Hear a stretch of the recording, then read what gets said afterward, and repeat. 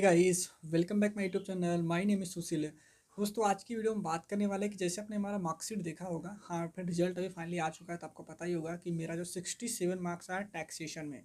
तो मैंने कैसे प्रिपरेशन किया था टैक्सेशन का, जहाँ से मुझे 67 मार्क यानी एग्जाम्सन भी आया और 67 मार्क मिला। और इसी सब्जेक्ट के कारण मेरा जो ग्रुप 1 था वो पास हो गया। और साथ में इसी ज़्यादा नंबर मिलने के कारण मेरा ग्रुप 2 में भी सेटअप का बेनिफिट मुझे मिला और मेरा ग्रुप 2 भी निकल गया। जो चलिए आज की वीडियो को स्टार्ट करते हैं और मैंने कैसे अपना स्टडी किया टैक्सेशन का। और मतलब टैक्सेशन मतलब इनकम टैक्स और जीएसटी का, जिससे मेरा जो नंबर है वो 67 मार्क्स आए इस अटेम्प्ट में। तो let's start video without wasting time. Let's start video. तो सबसे पहले हम बात करते हैं कि अगर हम जो टैक्सेशन की पढ़ाई करते थे, तो टैक्सेशन की पढ़ाई मैंने पीडब्ल्यू से ही किया। पीडब्ल्यू से, और जो पढ़ाते थे वो जसप्रीत सर पढ़ाते थे। सबसे पहले मैं टैक्सेशन काफ़ी बार पढ़ चुका हूँ, तो मुझे ज़्यादा प्रॉब्लम हुई नहीं। और हाँ, जहाँ पे छोटी छोटी चीज़ें, जैसे कि मैं अगर बात करूँ तो पहले जब मैं एग्ज़ाम देता था, लगभग मेरा एक दो अटेम्प्ट पहले, तो वहाँ पे मैंने जब एक चीज़ मैंने नोटिस किया कि मैं जो टीडीएस और साथ में रिटर्न एक दो चैप्टर और साथ में एक आध चैप्टर और मैं छोड़ दिया करता था। लेकिन पिछली बार जो एग्ज़ाम हुआ उसमें और इस बार मैंने टीडीएस को भी स्पेशली और रिटर्न को भी स्पेशली मैंने पढ़ा। इनकम टैक्स की बात कर रहा हूँ, क्योंकि मुझे पता था कि यहाँ से टीडीएस से 6 मार्क का क्वेश्चन और रिटर्न से 4 मार्क का क्वेश्चन कंपलसरी है, आना ही आना है। इसलिए इस बार मैंने नहीं छोड़ा, क्योंकि अगर ऑप्शन में तो छोड़ सकते हैं, लेकिन अगर वो एमसीक्यू में आ गया तो फिर दिक्कत कर देता है। इसलिए मैंने उसको इस बार पढ़ाई उसकी अच्छे से की थी, ताकि मुझे किसी भी प्रकार से छोड़ना ना पड़े एक बार मार्क। क्योंकि यहाँ पे एक एक मार्क के लिए बहुत ही मैटर करता है। क्योंकि जो पिछला मेरा अटेम्प्ट पिछला ही था, उसमें मुझे 196 मार्क आए थे, कि 4 मार्क कम था। तो इसलिए मुझे कुछ भी मैंने इस बार छोड़ा नहीं था। मतलब 100% मैंने सिलेबस किया हुआ था इस बार। इनकम टैक्स की बात करें तो इनकम टैक्स का भी और जीएसटी का भी। अगर बात करूँ इसका प्रैक्टिस की, तो इसके लिए प्रैक्टिस के लिए मैंने अगर आपको सिंपल सी बात बताऊँ, अगर मैंने इसका जीएसटी का और इनकम टैक्स का रिवीजन प्लान कैसे किया और कैसे पढ़ाई किया, तो देखो मैंने इसका सबसे पहले अपना सिलेबस कंप्लीट किया। कंप्लीट करने सिलेबस को कंप्लीट करते करते मैंने एक चीज़ और किया, साथ में पीछे से रिवीजन भी करना स्टार्ट किया था। रिवीजन भी बीच बीच में करते रहता, ताकि जो पहले पढ़ा हुआ ऐसा ना हो इसके माइंड से स्किप हो जाए। स्किप ना होने के कारण मैंने बीच बीच में हर 2 दिन 3 दिन हो 2 दिन 3 दिन बाद उसको रिवीजन करते रहता था। रिवीजन करने के लिए मुश्किल से 10 से 5 मिनट 15 मिनट 20 मिनट लगता था। उसके बाद आगे की पढ़ाई मैं करता था। इससे होता क्या था कि जो हमारा चीज़ें हैं माइंड में एक बार रीकैच हो जाती, रिकॉल हो जाती थी। उसके बाद बात करें तो ऐसे ही सारे सब्जेक्ट का मैंने किया। मतलब जैसे कि इनकम टैक्स जीएसटी का ही तो किया ही किया, लेकिन ऑल सब्जेक्ट का मैंने भी ऐसे ही किया था। लेकिन अगर बात करो या टैक्सेशन की सबसे बड़ी प्रॉब्लम ये है कि इसमें इतने सारे कॉन्सेप्ट हैं, many many concept in the subject taxation. तो इसमें बहुत सारे कॉन्सेप्ट हैं। सो इसमें मल्टीपल रिवीजन कंपलसरी है। आप जितना रिवीजन कर सकते हैं उतना शायद में भी कम होगा। तो आप ट्राई कीजिए ज़्यादा से ज़्यादा रिवीजन करने का, क्योंकि देखो इसका टैक्सेशन के रिवीजन के लिए मैंने स्पेशली टाइम नहीं निकाला। टैक्सेशन के लिए भी इनकम टैक्स की बात करें तो इनकम टैक्स का जो रिवीजन मैंने किया, वो रिवीजन किया मैंने बीबी सर से। बीबी सर बोले, बीबी वर्चुअल्स जो यूट्यूब पर चैनल है, बीबी सर से मैंने वहाँ से उनका ही रिवीजन लेक्चर को मैं फॉलो करता था। स्टार्टिंग में तो मैंने एक दो बार उनका लेक्चर, ऐसा रिवीजन लेक्चर, मतलब मोबाइल चालू करके तो लैपटॉप में देखता था। पहले तो स्टार्टिंग में कॉन्सेप्ट साथ में रिवीजन देखता था।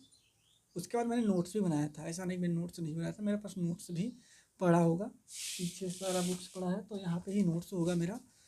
जो इनकम टैक्स का मैंने नोट बनाया था, जसप्रीत सर ने पढ़ाया था, तो वहाँ पे मैं नोट बनाता था। और उसके बाद मैंने बीबी सर से जब रिवीजन लिखता था, क्योंकि उनका रिवीजन आधे घंटे पौने घंटे 1 घंटे का होता था, तो मैं उन्हीं से रिवीजन करता था, मैं जसप्रीत सर से नहीं करता था।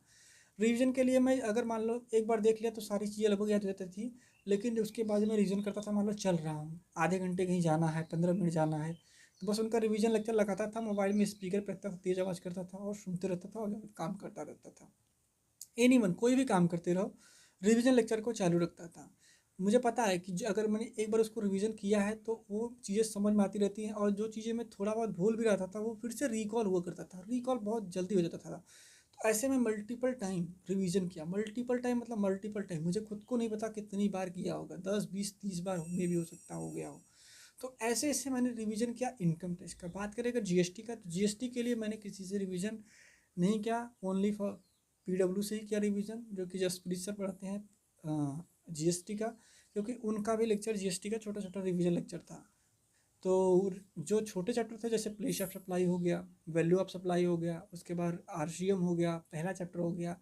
उसके बाद जो कुछ कॉम्प्लिकेटेड चैप्टर थे वही मैंने जसप्रीत सर से किया, बाकी नहीं तो मैंने खुद से रिवीजन किया। और रिवीजन मैं टाइम टाइम जो करता रहता था ताकि चीज़ें कॉन्सेप्ट से स्किप ना हो। क्योंकि मैंने ये ऑब्जर्व किया जब ग्रुप 2 का पेपर था ऑडिट और एफएमएसएम, उसमें चीज़ें रिकॉल नहीं होती जल्दी, क्योंकि वो मेरे लिए नया था तो उसमें रिकॉल नहीं होता था। तो इसलिए मैंने पहले से ही चीज़ों को रिकॉल करना स्टार्ट कर देता था, क्योंकि मुझे पता है कि अगर अभी नहीं पढ़ेंगे तो बाद में मौका नहीं मिलता है। तो मैंने इस प्रकार से कुछ रिवीजन किया। और रिवीजन करते करते मैंने एक चीज़ और किया था, यानी ओवरऑल देखा जाए तो जब मैंने अपना स्टडी कर रहा था लेक्चर के थ्रू, तो वहाँ पे तो मैंने सारे क्वेश्चन कर ही रहा था। एक बार रिवीजन हो जाने के बाद, एक ही चैप्टर का रिवीजन, दो दो चैप्टर का, तीन तीन चैप्टर का रिवीजन करने के बाद मैंने आरटीपी एमटीपी ऐसे सारी चीज़ों को मैं डाउनलोड करता था, हाँ मैं अपने डाउनलोड करता था। उसके बाद डाउनलोड करने के बाद आरटीपी एमटीपी जो हैं, जो कि जसप्रीत सर यूट्यूब पे ही लाइव आके उन्होंने अपने सारे क्वेश्चन करवाए हुए हैं, तो मैं उस क्वेश्चन को ऑब्जर्व करता था और देखता था क्या ये मेरे को क्वेश्चन आ रहा है कि नहीं आ रहा। कैलकुलेटर रखा था, पेन कॉपी रखा था और फटाफट सॉल्व करके देखता था मेरा आंसर ये आ रहा है। उसके बाद मैं वीडियो को आगे ले जाता था और देखता था कि उनका आंसर क्या आ रहा है। तो कुछ इस प्रकार से मैंने अपना रिविजन लेक्चर प्लान किया था। और practice MTP RTP previous year question बहुत ही कंपलसरी, अगर आप नहीं करके जाते तो आपके साथ धोखा हो सकता है। क्योंकि मैंने एक चीज़ ऑब्जर्व किया कि जो स्टडी मेट में क्वेश्चन है और जो एग्ज़ाम के क्वेश्चन है बिल्कुल डिफरेंस होते हैं। उसमें आपको बहुत सारे एडजस्टमेंट मिलते हैं, स्टडी मेट में बहुत सिंपल सिंपल क्वेश्चन है, कुछ चुनिंदे question very good, otherwise waste of time. तो इसलिए मैं आपको बता रहा हूँ, अगर आप फर्स्ट टाइम स्टडी कर रहे हो तो एक बार स्टडी मेट के सारे क्वेश्चन करो, उसमें स्टार मार्क लगाओ कि स्टडी में स्टार मार्क, क्वेश्चन पे स्टार मार्क लगाओ। 1 star 2 star 3 star 5 star question किस प्रकार का क्वेश्चन है उसके हिसाब से आप स्टार लगा लो, आपको जैसा भी लगता है। स्टडी में भी स्पेशली मैं भी इसे फॉलो करता था। और जो क्वेश्चन सिमिलर हैं उन सिमिलर क्वेश्चन को भी मार्क लगाओ कि क्वेश्चन 1 और क्वेश्चन 5 सिमिलर है, ओनली एक पॉइंट अलग है, तो उस पॉइंट को स्पेशली पॉइंट आउट करो। और जब रिवीजन करते टाइम आप क्वेश्चन को देखो तो कोई एक क्वेश्चन देख लो जिसमें ज़्यादा कॉन्सेप्ट है और उस पॉइंट को स्पेशली ध्यान दो जिस पॉइंट पर आपने मार्क लगाया हुआ है, क्योंकि वो पॉइंट अलग है। कुछ इस प्रकार से मैंने अपना टैक्सेशन की पढ़ाई किया और जहाँ से मुझे 67 मार्क्स मुझे इस बार एग्ज़ाम में आए हुए हैं। क्योंकि धीरे धीरे मैंने जब पढ़ाई करता था और मेरे जितने भी रिजल्ट आए वो धीरे धीरे इम्प्रूवमेंट की तरफ ही गए थे। ऐसा नहीं कि डीमोशन नहीं हुआ। जैसे पहली बार एग्ज़ाम दिया तो 153, 171, 196, उसके बाद सीधा 184, मतलब 150 चाहिए था, 184 आ गया ग्रुप 1 में स्पेशली। तो कुछ इस प्रकार से मेरे मार्क इंक्रीज हुए। और आप भी अगर इस स्ट्रेटजी को फॉलो करेंगे तो ज़रूर आप भी एग्जाम्सन ला सकते हैं टैक्सेशन में। टैक्सेशन में डर लगता है, I know, but if you want तो आप कुछ भी अचीव कर सकते हैं। तो लेट्स ट्राई। और रिवीजन स्ट्रेटजी आप बिल्कुल अपने हिसाब से रखिए। फिलहाल जो मैं था मेरा था, मैंने कैसे कैसे पढ़ाई किया। और साथ में आप राइटिंग प्रैक्टिस भी करते रहो बीच बीच में। अगर पॉसिबल हो तो मॉक टेस्ट ज़रूर लीजिएगा, उससे काफ़ी हेल्प मिलता है। बाकी चलिए मिलते हैं तब तक नेक्स्ट वीडियो में, तब तक के लिए बाय बाय एंड